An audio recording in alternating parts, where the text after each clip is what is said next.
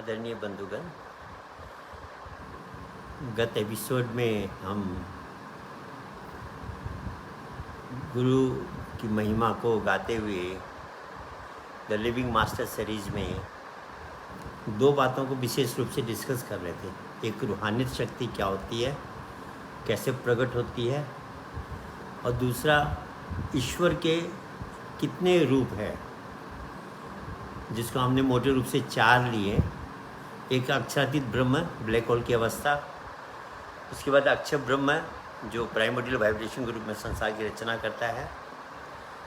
Science अभी तक नहीं ढूंढ पा रही है, आइंस्टाइन ने थ्योरी दी E=mc² कि एनर्जी से, शक्ति से पदार्थ की रचना हुई, पर वो शक्ति से पदार्थ बना कैसे, बीच में क्या हुआ, एनर्जी को पदार्थ बनने में बीच में क्या फैक्टर था, वह साइंस ने बहुत से एक्सपेरिमेंट किया। अब अंत में उसको उन्होंने कहा गॉड पार्टिकल, जिसने एनर्जी को मास में परिवर्तित किया। तो वो जो बीच की मध्यम था, उसको विज्ञान ने कहा गॉड पार्टिकल। वह अभी भी एक तरह से रहस्य है विज्ञान के लिए कि एनर्जी, मैटर तो जब नष्ट करते एनर्जी में परिवर्तित हो जाता है, पर एनर्जी मैटर में कैसे परिवर्तित हुई, उसमें क्या गेम था, वह गेम जो था वह अभी तक विज्ञान की समझ में नहीं आया। पर कहने का मतलब, वह शक्ति जो निराकार शून्य अवस्था में थी, उसने दूसरा रूप धारण किया जो प्राइमोर्डियल वाइब्रेशन का रूप था, जिसको हमने अक्षर ब्रह्म कहा। वो कैनेटिक फॉर्म था उस शक्ति का, मूविंग फॉर्म था। उसके बाद उस शक्ति ने जब एक कोच के रूप में, एक गाइड के रूप में समाज को मार्ग दिशा रूप देने के लिए जब एक शरीर धारण किया, the word became dwelt into the body and became flash. तो वह जो कहा कि शरीर में प्रकट हुई वह शक्ति, उसको हमने गुरु अवतार कहा, उसको हमने सदगुरु कहा, पोटेंशियल फॉर्म ऑफ एनर्जी कहा। भगवान का तीसरा रूप हो गया शरीर का रूप, साकार रूप जिसको हमने कहा, जो नित्य अवतार और निमित्त अवतार 2 रूपों में प्रकट होता है। और चौथा, एक आकार के रूप में हम मंदिरों में पूजा करते हैं, वह आकार है, साकार नहीं है। साकार तो सगुण रूप हो गया, जो आपकी हमारी तरह खा रहा है, पी रहा है, बोल रहा है। जब शक्ति चेतन शरीर में होती है तो उसको साकार रूप कहा गया। तो जब साकार रूप को हमने इस सिंपल भाषा में रूहानियत शक्ति भी कहा कि वह रूहानियत गुरु रूप में शरीर के अंदर प्रकट होती है। अब इसमें एक बात आती है, कुछ लोगों का कहना है कि भाई वो जो शक्ति है, एक प्रश्न आया हमारे साथ भी कि जो गुरु शक्ति है वह अपने परिवार में प्रकट होगी या बाहर प्रकट होगी, क्या वह उसके परिवार में वह गुरु शक्ति रहेगी या बाहर प्रकट होगी। सज्जनों, ये फिक्स नहीं है। परिवार के अंदर भी प्रकट हो सकती है, क्योंकि जब महापुरुष आह्वान करते हैं तो कई बार शक्ति उनके घर में आ जाती है, जिसके अंदर वो रूहानी शक्ति फिर प्रकट हो सकती है, और कई बार किसी और में प्रकट होती है। इसके लिए सिखों का जो इतिहास है वो बहुत टिपिकल है और टू द पॉइंट है। आप देखिए, गुरु नानक साहब में वो रूहानी शक्ति थी, वो समय के सदगुरु थे। अपने भक्तों को उन्होंने वो जो मेटाफिजिकल नॉलेज है, वो जो ब्रह्म ज्ञान है, जिसको आप कुछ भी शब्द प्रयोग करिए, उस प्राइमोर्डियल वाइब्रेशन की एक्सपीरियंस दी, जिसके लिए वो कहते हैं शब्दी धरती, शब्दी आकाश, शब्दी शब्द भयो प्रकाश, सगली सृष्टि शब्द के पाछे, नानक शब्द घटा घटाचे। कि वो जो प्राइमोर्डियल वाइब्रेशन है वो सारी सृष्टि को धारण किए हुए, और वही प्राइमोर्डियल वाइब्रेशन तुमको भी जीवित रख रहा है। तो उस प्राइमोर्डियल वाइब्रेशन की एक्सपीरियंस उन्होंने की, अपने भक्तों को कराई। उनका तीसरा नेत्र खुला अपने गुरु की कृपा से। फिर उन्होंने भक्तों का तीसरा नेत्र खोल के उस भर्गो ज्योति का, उस चांदना का दर्शन कराया, जिसके लिए वह कहते हैं जैसो चंदा उगवे सूरज चढ़े हजार, एता चांदना हो दिया गुरु बिन गोराधार। तो उस समय के सदगुरु थे। उनके 2 पुत्र थे, लक्ष्मीचंद और श्रीचंद। वो शक्ति उनमें नहीं गई, एक शिष्य में गई, जिसका नाम लैना था, जो बाद में गुरु अंगद देव के नाम से फिक्स हुए, प्रख्यात हुए। गुरु अंगद देव के पास भी वह शक्ति उनके संतान में नहीं गई, बल्कि वह किस में गई? गुरु अमरदास में गई। वह गुरु शक्ति, वह रूहानी शक्ति गुरु अमरदास में प्रकट हुई। अब देखिए, परिवार में नहीं जा रही है अभी। अमरदास के पास में, गुरु अमरदास जी के बाद में वह शक्ति गुरु रामदास जी के पास गई। वह भी उनके संतान नहीं थी, पुत्र नहीं थे, तो अपनी संतान में वो शक्ति नहीं गई, बल्कि गुरु रामदास में गई। यहाँ तक आप देख रहे हैं, शक्ति अलग अलग जगह जाके प्रकट हो रही है, रूहानी शक्ति। पर उसके बाद गुरु रामदास ने आह्वान किया और वह उनके शरीर छोड़ने के बाद में वह शक्ति उनके शिष्य, उनके पुत्र अर्जुन, गुरु अर्जुन में प्रकट हुई। वो रूहानी शक्ति उन्हीं के पुत्र में, फैमिली में प्रकट हो गई, उनके संतान में ही प्रकट हो गई, उनके पुत्र में प्रकट हुई, जो गुरु अर्जुन के नाम से विख्यात हुए। शक्ति बाहर नहीं गई, उनकी संतान में आ गई। उसके बाद जब उन्होंने शरीर छोड़ा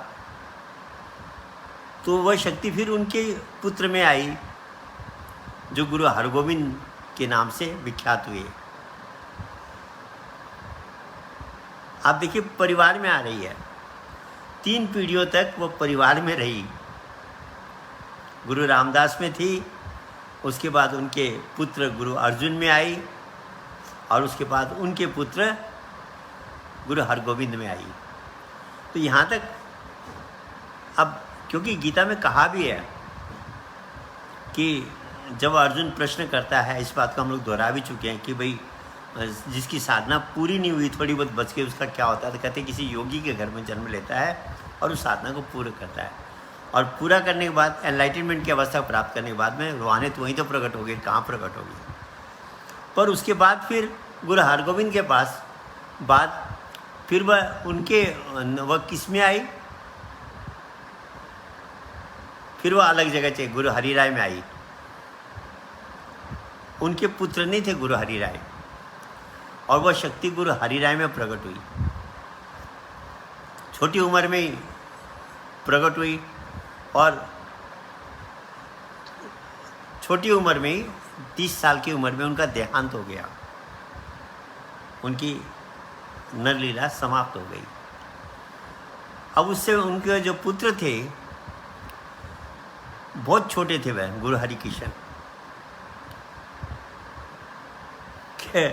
5 साल की अवस्था थी, पर शक्ति उनमें प्रकट हुई। अब देखिए ना क्या विचित्रता है, जब उनमें वो शक्ति प्रकट हुई इतनी छोटी उम्र में, उसमें चेचक का प्रकोप फैला हुआ था। वो चेचक के प्रकोप में जैसे अभी कोरोना फैला हुआ है, ऐसे वह लोगों की मदद करने में निकल गए, उनके साथ शिष्य भी निकल पड़े, और उनको चेचक ने पकड़ लिया, स्मॉल पॉक्स लग गया उनको। और छोटी अवस्था में 3 साल के बाद 8 साल की उम्र उनकी डेथ। तो वो जब शरीर छोड़ रहे थे, शिष्य घबरा गए कि अब हमारी रूहानी शक्ति कहाँ है? अब पुत्र होने का मतलब ही नहीं, बहुत छोटी अवस्था है।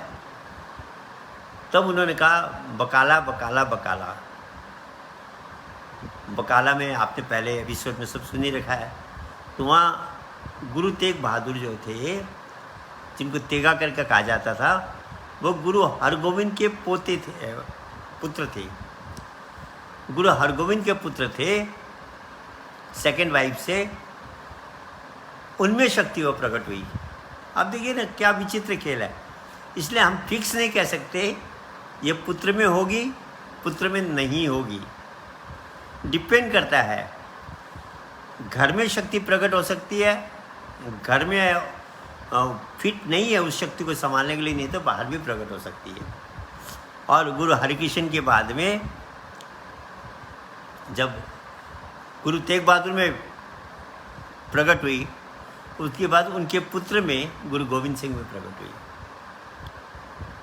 इस तरह से कहीं पुत्र में प्रकट हो रही है वह शक्ति, कहीं बाहर प्रकट हो रही है। इसलिए हम इस बात को फिक्स नहीं कर सकते कि वो गौरी शक्ति, जैसा हम लोगों ने पहले चर्चा की है, जिस बल्ब में 440 वोल्ट्स को लेने की क्षमता है, उसी में तो वो करंट का प्रभाव होगा। वो रूहानी शक्ति के लिए जो एनलाइटमेंट को अवस्था को प्राप्त किए हुए शरीर है उसमें प्रकट होती है। और गुरु गोविंद सिंह के बाद में फिर वह शक्ति कहाँ गई, वह एक मिस्ट्री है। और तभी उन्होंने क्या कहा गुरु गोविंद सिंह ने, गुरु ग्रंथ को मानियो प्रगट गुरादि देह, जाका हृदय शुद्ध है खोज शब्द में ले। अब ये विचित्र बात है, इसके कई अर्थ है। सिंपल तो ये कि भाई गुरु ग्रंथ को आप इसको गुरु मान करके आप अपना काम चलाओ, ये एक सिंपल अर्थ है। दूसरा अर्थ ये भी है कि इसको ग्रंथ को गुरु तब तक मानो जब तक तुम्हें चेतन महापुरुष नहीं मिलता है और उसकी पहचान शब्द के द्वारा होगी। और कौन पहचान कर पाएंगे? जिनका हृदय साफ है। कहते हैं blessed are those who are pure in heart for they shall see God. तो महापुरुष की पहचान कौन कर पाएंगे? जिनका हृदय साफ है। और कैसे? शब्द के द्वारा। मतलब जो उस प्राइमोडियल वाइब्रेशन का, उस निराकार स्वरूप का, वह भर्गो ज्योति का अनुभूति करा सकता हमको, वह चेतन महापुरुष है। और जब तक वह नहीं मिलता है तो आप इस ग्रंथ को ही गुरु मान करके करो। तो सज्जनों, वो चेतन जो महापुरुष होता है जिसमें गुरु शक्ति प्रकट होती है, वो रूहानियत संपन्न महापुरुष के अंदर क्षमता होती है कि वह हमें गर्भ का ज्ञान, ब्रह्म का ज्ञान कहिए, मेटाफिजिकल नॉलेज की, उसको प्रैक्टिकल करा देगा। पानी की चर्चा हम पुस्तक में पढ़ सकते हैं, पर पुस्तक पढ़ के पानी पी नहीं सकते। शास्त्रों में ईश्वर की चर्चा है, पर उस ईश्वर जो हमारे अंदर साउंड और लाइट के रूप में है, जिसको हमने सिंपल भाषा में भगवान का नाम और भर्गो ज्योति कहा, उसका अनुभव समय का सद्गुरु महापुरुष, रूहानियत संपन्न शक्ति वाला महापुरुष ही हमको प्रैक्टिकल करा सकता है। बाकी गुरु थ्योरी सुनाएंगे, कहेंगे तुम ये करो वह करो, वो ये नहीं कहेंगे कि मेरे अंदर क्षमता नहीं है प्रैक्टिकल कराने की। यूँ के ऐसा ही है, पर जो रियल महापुरुष होगा वो प्रैक्टिकल कराएगा। जैसे विवेकानंद को रामकृष्ण परमहंस ने कहा, जब उन्होंने पूछा कि आपने भगवान को देखा? बोले हाँ देखा है, और तुमको भी अनुभव करा सकता हूँ। और कराया। तो नरेंद्र महान एक फिलोसोफर, महान वक्ता, जिसने सारे विश्व में सनातन धर्म की ध्वजा फहरा दी, उतने महान विवेकानंद बन गए। वो गुरु रामकृष्ण परमहंस का ही प्रताप था। एक मैंने संस्मरण सुना था कि एक चित्रकार उनका नक्शा बना रहा था जब वो बोल रहे थे उस समय, और चित्रकार ने फ़ोटो खींचते जब बना रहा था चित्र, उसे पीछे कुछ और दिखाई दिया। चित्र बनने के बाद जब उसने विवेकानंद जी को दिखाया और कहा ये आपके पीछे और ये क्या आ रहा है, विवेकानंद जी ने कहा भैया तुमने बहुत बड़ी बात देख ली, ये मेरे गुरु महाराज जी है। मैं नहीं बोल रहा हूँ, मेरे गुरु महाराज जी की शक्ति काम कर रही है, मेरे पीछे वह हैं, मेरे गुरु महाराज हैं। तो सज्जनों, गुरु को उन्होंने पहचाना, समय के सद्गुरु रामकृष्ण परमहंस उनको मिले, और उनको कौन थे उनके गुरु? तोतापुरी। अब देखिए ये भी विचित्र इतिहास है। तोतापुरी समय के सद्गुरु थे, रूहानियत संपन्न गुरु थे। वह योग्य शिष्य ढूंढ रहे थे। जब आए इधर बेलूर मठ में, तो उन्होंने रामकृष्ण परमहंस को देखा, जो उस समय पुजारी, गदाधर पुजारी के नाम से जाने जाते थे। माँ काली के भक्त थे, और उनकी इतनी अटूट भक्ति थी कि उनका माँ काली से वार्तालाप होता था। अब देखिए, एक आकार में शक्ति से संपर्क कर लेना, कितना गहरा उनका प्रेम रहा होगा।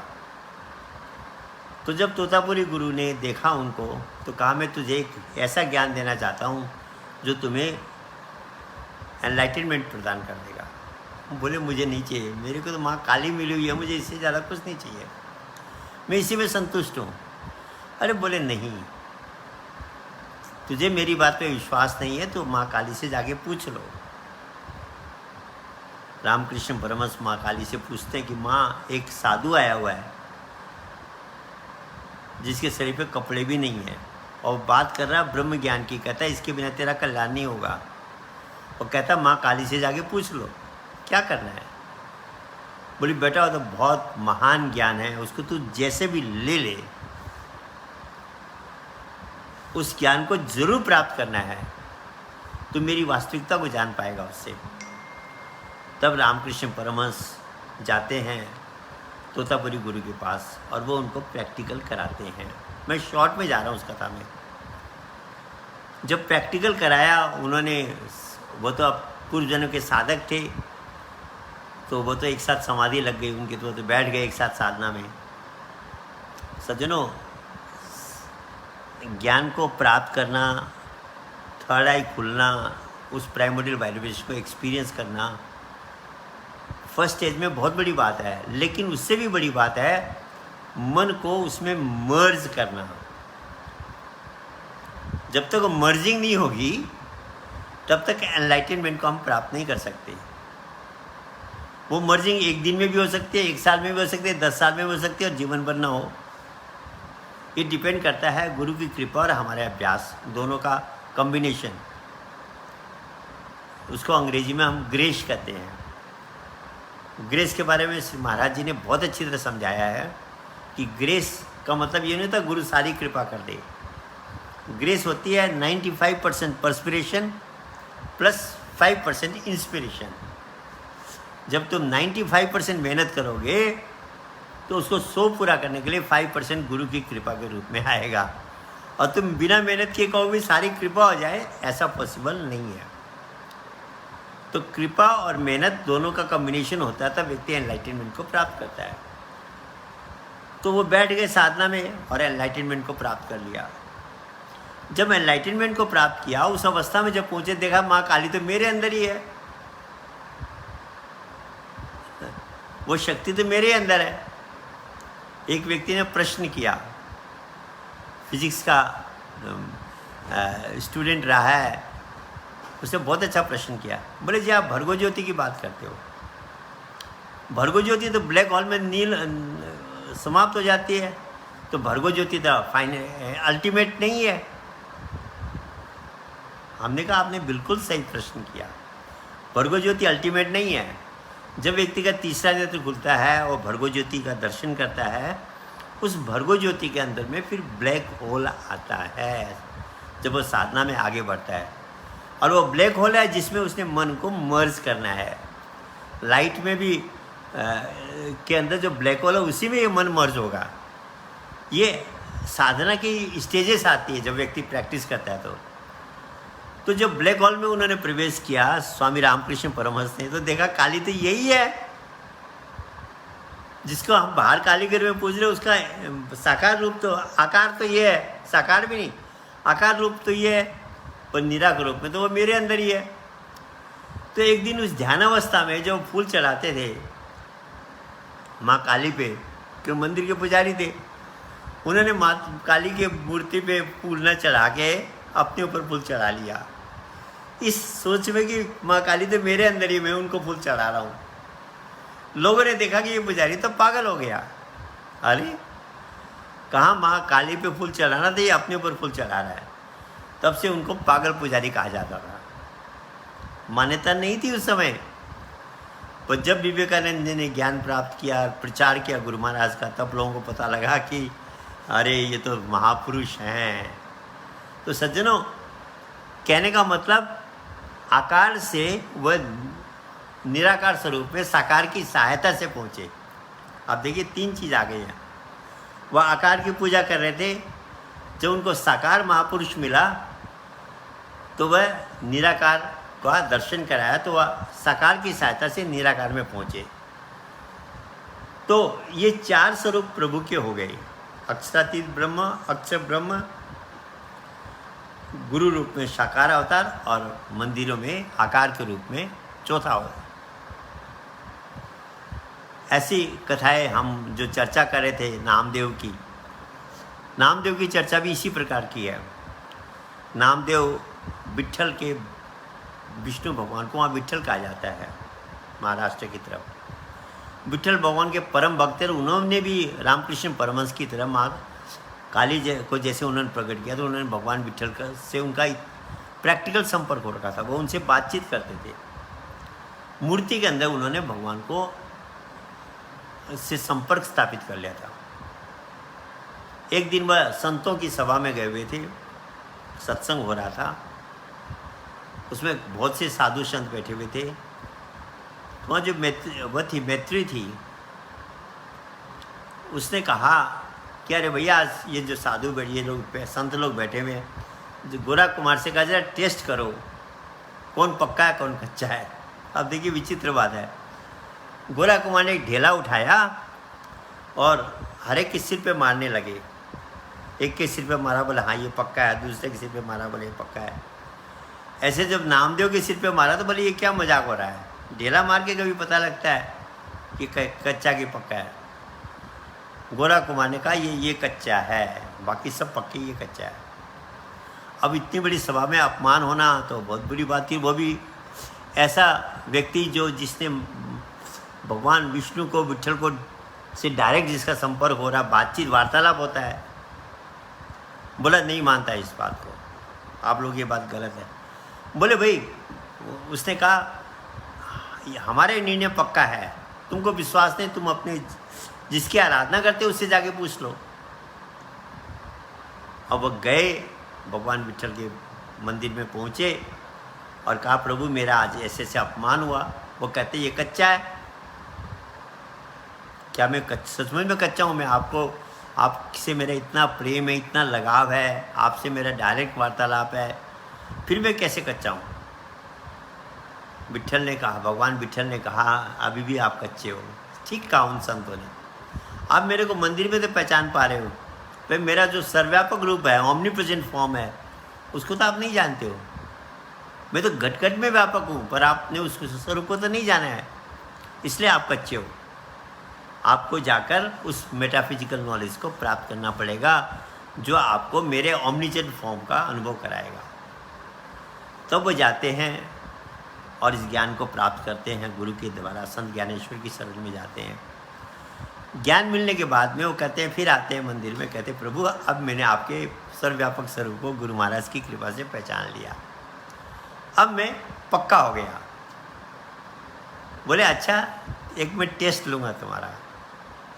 वो खाना बनाते थे, अकेला खुद अपना खाना बनाते थे, मंदिर में पूजा करके आते थे, और उसके बाद देखते थे खाना गायब है, उनकी रोटियां गायब हो जाती थी। एक दिन उन्होंने खाना बना के, रोटी में घी बाद में लगाते थे पर रोटियां बना के रखते थे। वो बना के वो छिप गए, कौन आता है देखने, मेरी रोटियां कौन ले जाता है रोज़। तो देखा एक कुत्ता आया और उसने रोटियां मुंह में उठाई और भागा। तो कहते हैं ना, नामदेव ने पकाई रोटी, कुत्ते ने उठाई, पीछे घी का कटोरा ले जा रहे, प्रभु रूखी तो मत खाओ, थोड़ा घी तो लेते जाओ, क्यों मुझसे रूप छिपा रहे, तेरा मेरा एक नूर, फिर काहे को आजुर तूने सूरत बनाई स्वान की, जर्रे जर्रे में झांकी भगवान की, किसी सूझ वाली आँख ने पहचान की। जब उनको गुरु महाराज जी से सूझ वाली आँख मिल गई तो वह कुत्ते के अंदर भी उन्होंने प्रभु की लीला को देख लिया। तो सज्जनों, ये जो 4 स्वरूप है, आकार, साकार, निराकार और अक्षरातीत ब्रह्म, शून्य अवस्था, जीरो की अवस्था, हमारे लिए सबसे इम्पोर्टेंट कौन सा हो गया? सबसे इम्पोर्टेंट कौन हुआ? जो साकार महापुरुष है, जो रूहानियत शक्ति संपन्न महापुरुष है, जिसका हमने सिंपल रूप में सदगुरु महाराज का गुरु कहा, वह एनलाइटेंड स्पिरिचुअल मास्टर हमारे लाइफ में ज़रूरी है। और वह उसमें क्षमता होती है कि वह हमको इसका अनुभव करा दे उसकी। और वह जो महापुरुष है, वो जो एनलाइटेंड महापुरुष है, वह हमें गाइड करता है, और गाइड वही कर सकता है जो स्वयं एनलाइटेंड है। आप सोचिए, आप किसी पहाड़ पे जा रहे हैं और जो व्यक्ति आपको साथ ले जा रहा है वो अगर जानता ही नहीं उस रास्ते को, गया हुआ नहीं है, वो आपको कैसे पहुंचा देगा? इसलिए कहा कि गाइड बहुत ज़रूरी है। आप देखिए, हम गेम खेलते हैं, बड़े बड़े जो चैंपियन होते हैं वह एक बढ़िया से बढ़िया कोच लेते हैं, और कोच किसको लेते हैं? जो पहले चैंपियन रहा हुआ है। जनरली वो चैंपियन उनको चैंपियन बनाता है, और जो बिना कोच के खुद ही सोचता मैं सब कुछ सीख लूँ, तो ये पॉसिबल नहीं होता है। जो भी चैंपियन खिलाड़ी होते हैं जनरली उनके पीछे कोच की पावर होती है, कोच की ट्रेनिंग होती है, जिसके कारण वह सर्वश्रेष्ठ खिलाड़ी बन जाते हैं, खेल को अच्छी तरह खेल पाते हैं। ये संसार भी एक गेम है। बहुत से लोगों का प्रश्न है कि संसार क्यों बनाया?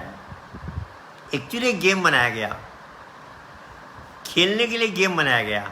और आप देखिए, खेलना और खेल को देखना हमारे नेचुरल टेंडेंसी है। छोटे बच्चे तो जब छोटे बच्चे होते हैं उनका आप बिना कहे भी वो खेलते हैं, कुछ न कुछ गेम खेलते हैं, वो अपना कहीं बना के या कुछ भी गेम खेलते हैं। बच्चे खेलने का शौक, खेलने की इच्छा हर बच्चों के अंदर होती है। वो क्या है? नेचुरल टेंडेंसी है। तो जब ये गेम बनाया गया, गेम खेला गया, अब इस गेम को खेलने तो हम आ गए, पर गेम में अगर हमें सही कोच नहीं मिलता है तो हम गेम को सही नहीं खेल पाते, और इस मन से हार जाते हैं। कहा मन के हारे हार, मन के जीते जीत, कहे कबीर हरि पाइये मन के प्रति। तो जब हम मन से हार जाते हैं तो क्या होता है? ये फिर हमको 84 में चक्कर कटाता है, गेम हार गए हम। अगर हम गेम को जीत लें तो हम उस ब्रह्म अवस्था को, इन्फिनिटी को प्राप्त कर सकते हैं। तो इसके लिए कोच की भूमिका बहुत महत्वपूर्ण है। और कोच की कृपा कहाँ है? ध्यान मूलम गुरु मूर्ति, पूजा मूलम गुरु पादुका, मंत्र मूलम गुरु वाक्यम, मोक्ष मूलम गुरु कृपा। कि गुरु की मूर्ति का ध्यान करो, मतलब ये नहीं कि आप मूर्ति का ध्यान करो, वो मूर्ति के थ्रू फिर आप वो मूर्ति गुरु महाराज को जब आप याद करते हो तो वह आपको निराकार में ले जाती है। का ध्यान मूलम गुरु मूर्ति, पूजा मूलम गुरु पादुका, गुरु महाराज के चरणों की पादुका की पूजा करो। उसका भी एक कारण है, हम अगले एपिसोड में डिस्कस करेंगे। और कहा मंत्र मूलम गुरु वाक्यम, वो जो कहते हैं उसको मंत्र मान करके उस काम को करो। और सज्जनों, ये बात फैक्ट है। जो महापुरुष होता है, एनलाइटेंड महापुरुष होता है, उसके मुंह से जब भी जो निकलता है वह राइट निकलता है। और कहा मोक्ष मूलम गुरु कृपा, उनकी कृपा के बिना मोक्ष को प्राप्त नहीं कर सकते। ये जो बातें हैं, ये सारी बातें एक एक करके हम समझेंगे कि गुरु की चरणों की पूजा क्यों की जाती है, गुरु के वाक्य मंत्र के समान कैसे होते हैं, और गुरु की कृपा को कैसे प्राप्त किया जाता है। ये हमारे आगे के एपिसोड में आएगा और इस पे हम बृहद चर्चा करेंगे, क्योंकि बिना गुरु की कृपा के मोक्ष नहीं मिल सकता। जब व्यक्ति शास्त्र दल कमल में प्रवेश भी कर ले, जैसे हम लोगों ने एक बार पहले चर्चा भी की थी, चंद्रमा जब तक खींचेगा नहीं वह रोकेट चंद्रमा के ऊपर नहीं आएगा। ऐसे वहाँ गुरु की रूहानी शक्ति ही हमको उस पीनियल ग्लैंड में, उस शास्त्र दल कमल में प्रवेश करा सकती है। तो इन बातों का डिस्कशन, ये जो महामंत्र है कि मंत्र मूलम गुरु वाक्यम, मोक्ष मूलम गुरु कृपा, इसकी चर्चा अगले एपिसोड में करेंगे।